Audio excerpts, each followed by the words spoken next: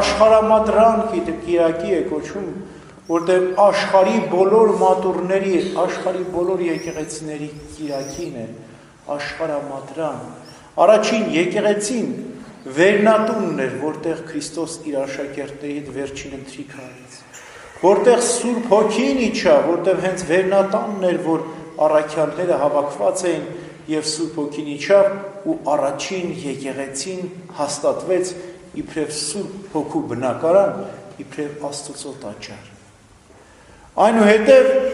կառուցվեցին բազմաթիվ եկեղեցիներ, բազմաթիվ սրբատեղիներ,